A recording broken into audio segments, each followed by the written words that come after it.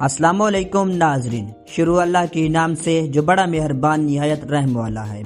آج ہم آپ کو سیر کروائیں گے مسجد اقصی کی۔ آپ کو دکھائیں گے مسجد الاقصی اندر سے کیسی بنی ہوئی ہے۔ آپ صلی اللہ علیہ وآلہ وسلم کس جگہ پر قدم مبارک رکھ کر معراج پر گئے تھے؟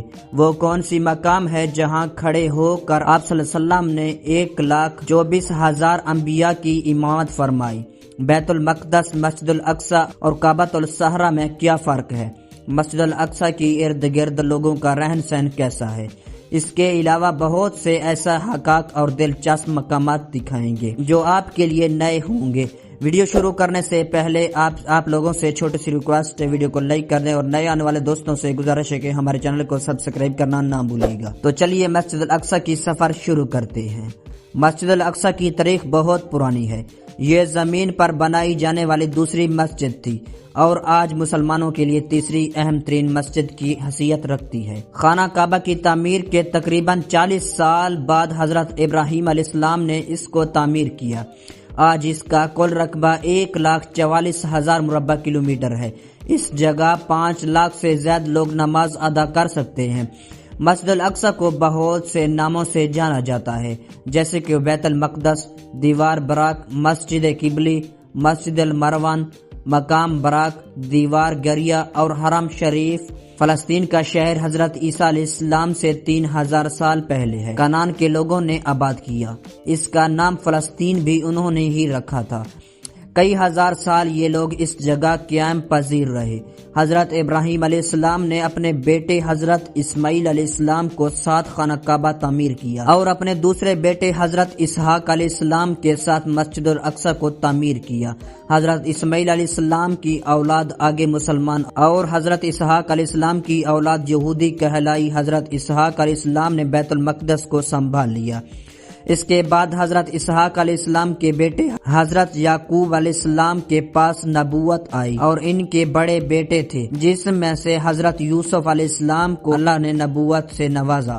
یہ سب مصر میں آباد ہو گئے۔ حضرت یوسف علیہ السلام کے بعد حضرت موسیٰ علیہ السلام جب آئے تو اللہ کی حکم سے آپ نے اپنے لوگوں کو مصر میں موجود فرعون سے بچایا اور لوگوں کو دوبارہ فلسطین کی طرف لے آئے۔ اسی طرح بنی اسرائیل دوبارہ فلسطین کی طرف آباد ہو گئی۔ اس کے بعد داؤد علیہ السلام کا دورہ آ گیا۔ انہوں نے دوبارہ مسجد الاقصی کی تعمیر کا کام شروع کیا کیونکہ مسجد الاقصی صرف خندرات بن چکی تھی۔ حضرت داؤد علیہ السلام اس کام کو اپنی زندگی میں مکمل نہ کر سکے۔ اس کام کی ذمہ داری حضرت داؤد علیہ السلام کے بیٹے حضرت سلیمان علیہ السلام کی ذمہ آ گئی۔ حضرت سلیمان علیہ السلام بھی اللہ کی پیغمبر تھے۔ آپ نے مسجد الاقصی کی تعمیر کو مکمل کیا۔ عراق کے بادشاہ نے 587 BCC میں بیت المقدس پر حملہ کیا اور چند دیواروں کے علاوہ سب تباہ کر دیا۔ اس نے یہودیوں کا قتل عام کیا اور ان کی مذہبی صحیفوں کو بھی جلا دیا۔ کچھ عرصہ بعد ایران نے یروشلم کو فتح کر لیا۔ حضرت مریم علیہ السلام بھی اس شہر میں رہتی تھی اور حضرت عیسیٰ علیہ السلام بھی اس مقدس شہر میں پیدا ہوئے ہیں۔ حضرت عیسیٰ علیہ السلام کا آسمان پر اٹھائے جانے کے 70 سال بعد روم کے لوگوں نے مسجد الاقصی پر حملہ کر دیا۔ انہوں نے سب کچھ تباہ کر دیا، صرف چند دیواریں ہی بچی۔ واقعہ معراج تک یہ مسجد ایسا ہی رہی۔ مسلمان پہلے اس کی طرف رخ کر کے عبادت کرتے تھے، لیکن بعد میں اللہ کا حکم سے ان کا قبلانہ کعبہ کو بنا دیا گیا، لیکن مسجد الاقصی کا رتبہ مسلمانوں کی دلوں میں زیادہ ذرا برابر بھی کم نہیں ہوا۔ آپ صلی اللہ علیہ وآلہ وسلم کی وفات کے 6 سال بعد مسلمانوں نے حضرت عمر رضی اللہ تعالیٰ عنہ کی قیادت میں مسجد الاقصی کو فتح کر لیا۔ اس کے بعد عبد الملک بن مروان کی حکومت میں کعبۃ الصخرہ کی تعمیر کی گئی۔ 1099 میں صلیبیوں نے اس پر دوبارہ قبضہ کر لیا اور مسلمانوں کی خون کی نہریں بہا دی۔ جب نور الدین زندگی کا دور آیا تو بیت اللہ علیہ وآلہ وسلم نے بیت المقدس کو عیسائیوں سے حاصل کرنے کے لیے مہم شروع کر دی۔ جس کی تکمیل صلاح الدین ایوبی نے کی اور صلاح الدین ایوبی نے بیت المقدس کو فتح کر لیا۔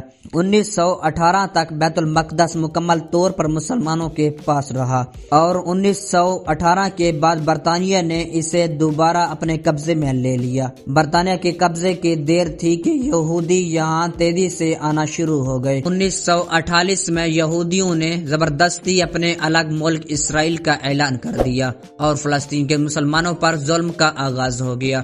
دوستو، آپ کو بتاتا چلوں کہ 3 چیزیں الگ الگ ہیں: قبضہ، صحرا، مسجد الاقصی اور بیت المقدس، جو آپ کو ویڈیو میں نظر آ رہا ہے۔ گولڈن گنبد، جہاں سے آپ صلی اللہ علیہ وسلم نے معراج کا سفر شروع کیا تھا، اسے قبضہ صحرا کہتے ہیں، اور اس پر پورے علاقے کو، جس کا عرصہ ارد گرد 4 دیواروں بھی ہوئی ہیں، جس پہ مسجد الاقصی بھی شامل ہے، اسے بیت المقدس کہتے ہیں، اور یہ مسجد الاقصی ہے جو قبضہ صحرا کی بالکل سامنے موجود ہے۔ اسے مسجد میں عورتوں کے لیے الگ سیکشن بنا دیا گیا ہے جہاں عورتیں الگ سے نماز پڑھ سکتی ہیں۔ مسجد الاقصی کی زیارت کیوں کرنی چاہیے؟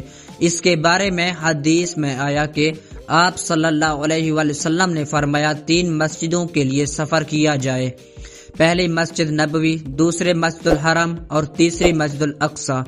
قرآن پاک میں بھی مسجد الاقصی کا ذکر آیا ہے۔ آپ صلی اللہ علیہ وسلم کی دور میں مسلمان 16 سے 17 مہینے تک اس کی طرف رخ کر کے نماز پڑھتے رہے ہیں۔ مسجد الاقصی بھی نماز پڑھنے کا ثواب ہزاروں نمازوں کی برابر ہے۔ مسجد الاقصی کا دوسرا نام قبلہ مسجد بھی ہے۔ اندر سے یہ مسجد بہت خوبصورت اور بہت یونیک ہے۔ آرکیٹیکچر بھی بہت خوبصورت ہے۔ اندر سے یہ مسجد شام میں موجود امیہ مسجد سے ملتی جلتی ہے۔ دونٹ کے اوپر مزاج اور آرٹ ورک بہت زیادہ کیا گیا ہے، جیسے دیکھتے دیکھتے انسان کھو جاتا ہے، جو آپ ویڈیو میں ممبر دیکھ رہے ہیں۔ یہ سلطان صلاح الدین ایوبی کا ممبر ہے، جو ابھی تک 1200 سال گزرنے کے بعد بھی موجود ہے۔ یہ لکڑی سے بہت ہی خوبصورت سے بنایا گیا ہے۔ اس مسجد کے نیچے بیسمنٹ میں قدیم مسجد الاقصی یعنی پرانی مسجد اقصی موجود ہے، جس کی سیڑھیاں باہر کی طرف سے نیچے جاتی ہیں۔ یہ حصہ سب سے پرانا حصہ ہے، جہاں لوگ آ کر نفل نماز بھی ادا کرتے ہیں، اور اس جگہ پر بچوں کو قرآن پاک بھی پڑھایا جاتا ہے۔ دوستو، یہ گولڈن گنبد جو آپ دیکھ رہے ہیں، یہ عبد الملک بن مروان نے بنوایا تھا۔ اس کے ساتھ جو چھوٹے سائز میں آپ دیکھ رہے ہیں، پہلے یہ مڈل بنایا گیا تھا کہ اس کو ایسے تیار کیا جائے گا۔ اس وقت یہ گنبد گورے رنگ کا تھا۔ اردن کے بادشاہ حسین نے 1993 میں اس پر 200 کلو سونے کو اس گنبد پر چڑھایا۔ اس کے اندر وہ مبارک پتھر یا چٹان موجود ہے جس پر اللہ کی رسول صلی اللہ علیہ وآلہ وسلم نے پاؤں مبارک رکھ کر معراج کا سفر شروع کیا، اور اس کے باہر ایک جگہ موجود ہے جہاں آپ صلی اللہ علیہ وآلہ وسلم نے 1,24,000 انبیاء کرام کی امامت فرمائی۔ یہاں پر امامت فرمانے کے بعد آپ اندر کعبۃ الصحرا کی چٹان پر تشریف لے گئے۔ کعبۃ الصحرا کے اندر 3 مصلی بنے ہوئے ہیں۔ ایک مصلی ابراہیم، مصلی حضور اکرم صلی اللہ علیہ وسلم اور مصلی داؤد علیہ السلام ہے۔ آپ صلی اللہ علیہ وآلہ وسلم کا جو مصلی بنایا گیا ہے، یہ وہی جگہ ہے جہاں آپ نے قدم مبارک رکھے اور آسمانوں کا سفر شروع ہوا۔ چٹان کے نیچے بھی جگہ موجود ہے جہاں لوگ 2 رکعت نماز بھی پڑھتے ہیں۔ ایک زمانے میں اس چٹان کے اوپر قربانی کی جاتی تھی اور نیچے والے حصے میں اس کا خون اگ جاتا تھا، اور اس جگہ پر سراہ بھی موجود ہے جو خون یہاں پر اکٹھا ہوتا تھا۔ اس خون کو وادی قدرون میں بیچ دیا جاتا تھا، اس لیے یہ ایک وقت میں قربان گاہ بھی تھی۔ دوستو، آپ کو ایک بات بتاتا چلوں، جب آپ صلی اللہ علیہ وآلہ وسلم معراج پر تشریف لے کر گئے تھے، اس وقت یہ بلڈنگ موجود نہیں تھی، صرف چٹان موجود تھی، اور نہ ہی جگہ مسلمانوں کے پاس تھی، یا تمام علاقہ رومنز کی قبضے میں تھا۔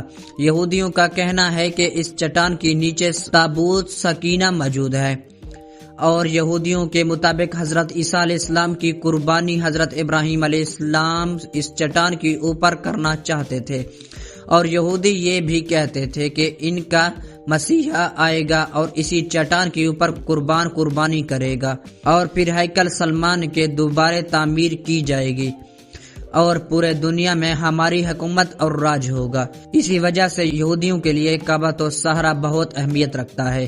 مسلمانوں کی نزدیک اس جگہ کی اہمیت آپ صلی اللہ علیہ وآلہ وسلم کی معراج پر جانے کی وجہ سے ہے۔ آپ صلی اللہ علیہ وسلم کی منہ مبارک بھی اس کے اندر موجود تھی، لیکن اب وہ موجود نہیں ہے۔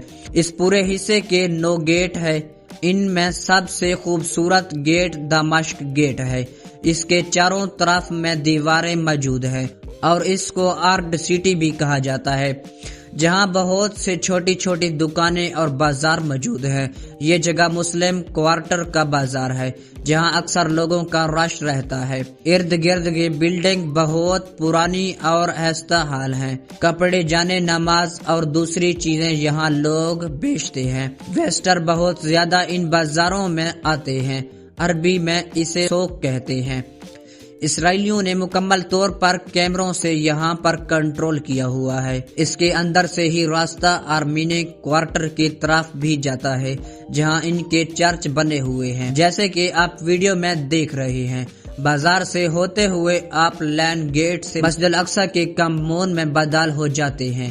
جب آپ بازار سے نکلیں گے تو سب سے پہلی نظر آپ کو کعبۃ الصخرہ پر پڑے گی۔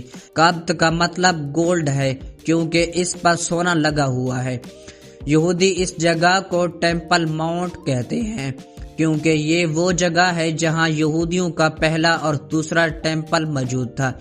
پہلا ٹیمپل حضرت سلمان علیہ السلام نے بتایا تھا، اور دوسری ٹیمپل ہیروت جو اسرائیل کنگڈم کے کنگ تھے انہوں نے بنایا تھا، جس کی رومنز نے گرا دیا تھا۔ اس کمپاؤنڈ کے ویسٹ سائڈ پر ایک دیوار موجود ہے، جیسے ویسٹرن وال کہتے ہیں، جس دیوار کے ساتھ یہودی کھڑے ہو کر عبادت کرتے ہیں۔ اللہ تعالیٰ فلسطین میں موجود مسلمانوں کی مدد فرمائے اور ہم سب کو مسجد الاقصی کی زیارت نصیب فرمائے۔ آمین ثم آمین۔